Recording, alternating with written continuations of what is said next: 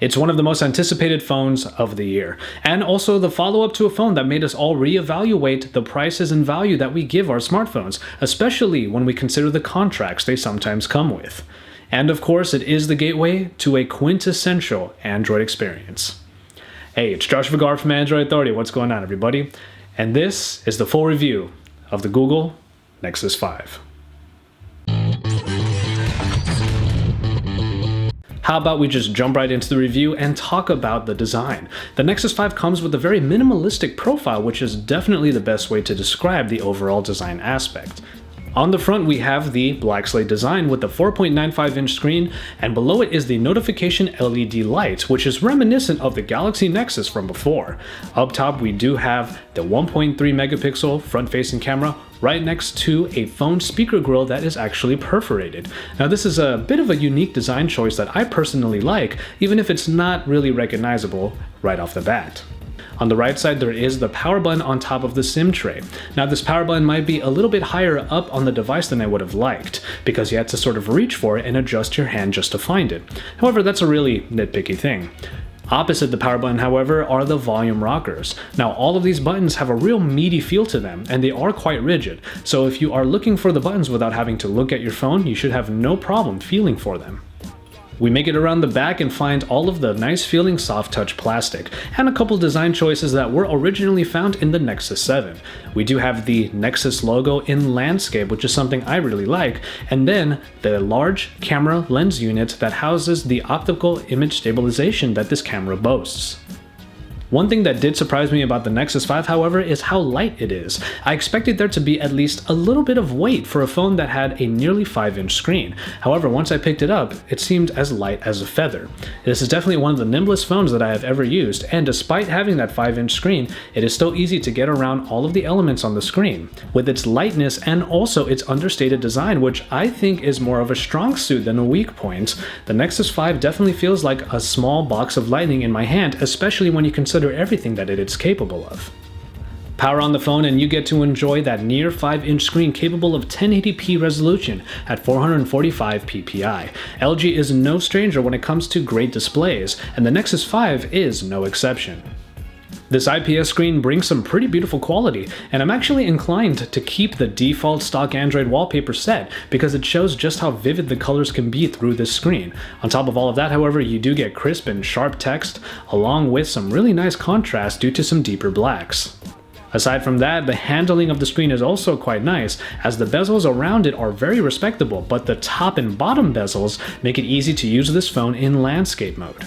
All in all, we're looking at a pretty stellar screen that is capable of a lot and deserves to be on a device like the Nexus 5, especially considering its price point. The performance aspect of this phone is a welcome case of low compromises, as the Nexus 5 comes with the Snapdragon 800 clocked in at 2.3 GHz, the Adreno 330, and 2 GB of RAM. Coupled with the optimizations that were put into KitKat, it is no surprise that the Nexus 5 absolutely flies through all of its elements. When I'm really trying to get a lot of things done at once, using the newly enhanced recent apps screen along with all of these optimizations and smooth transitions really make my experience seem very seamless. This may truly be one of the smoothest and best experiences of Android available on any smartphone today, so it is undoubtedly a big point in the plus category for the Nexus 5. As we have come to expect from Nexus devices, there aren't too many extra bells and whistles. The Nexus 5 comes in two flavors, black or white, but also in 16 or 32 GB of onboard storage that are not expandable. Any user of the Nexus 4 that really missed their 4G connectivity can look to the Nexus 5 for full LTE support. I used it on the AT&T network, and I have to say, having LTE on a phone like this is definitely a big plus. Another feature that returns from the Nexus 4 is Qi wireless charging. Now that you can use a plethora of different mats for it, you might have one lying around, so go ahead and bust that out and start charging your phone wirelessly by laying your phone right on it. One of the more disappointing parts of the hardware aspect is in the speakers and the sound quality that they make. Yes, the speakers have been relocated to the bottom of the phone, which is kind of a nice change actually. However, the sound itself still lacks some dimension, and to be honest, it still doesn't get as loud as we would really want.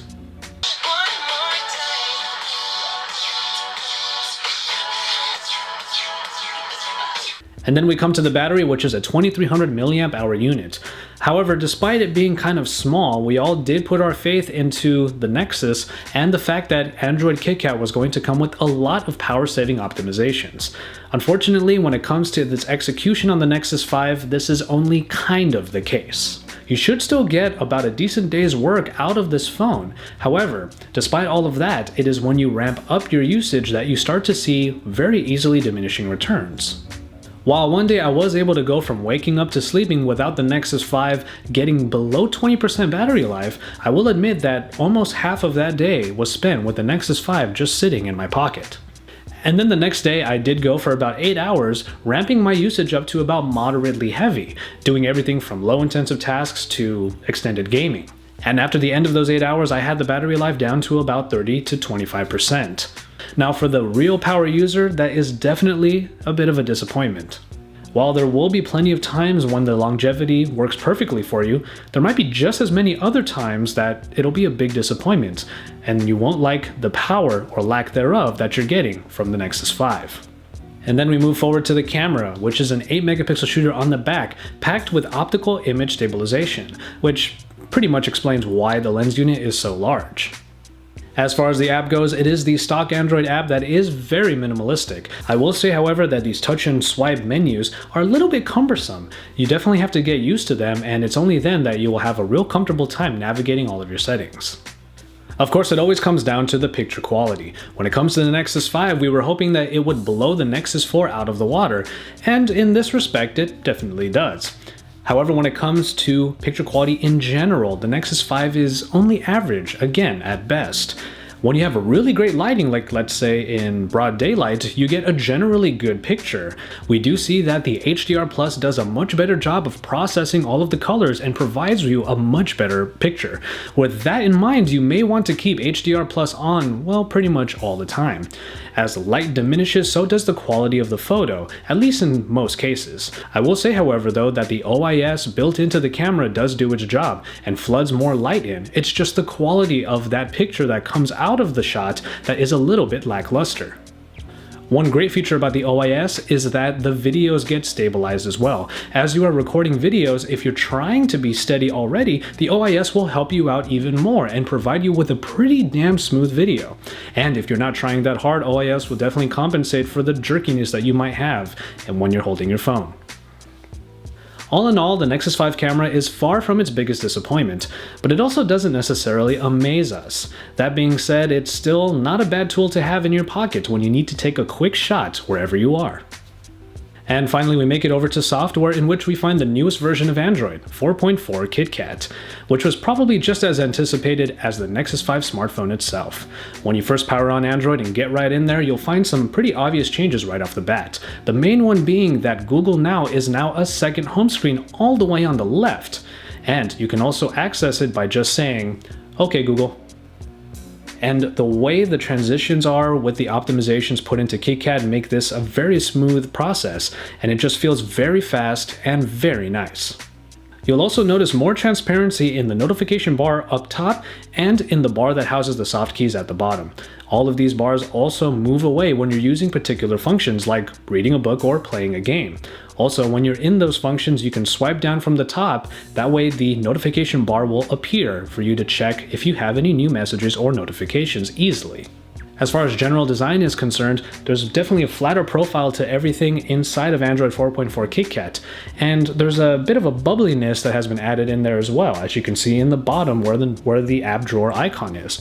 I had some slight concerns about that because I didn't want my stock Android to become cartoonish. However, after some time with the phone, I really don't find that to be the case anymore. And the phone dialer app has been given the ability of search as well. If you have a number that you have to find for a business, or if you just want to figure out if there's something nearby for you, you can use the dialer app and just add in a couple words and it will search nearby for those things.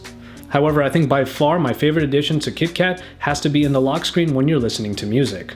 You get full screen album art.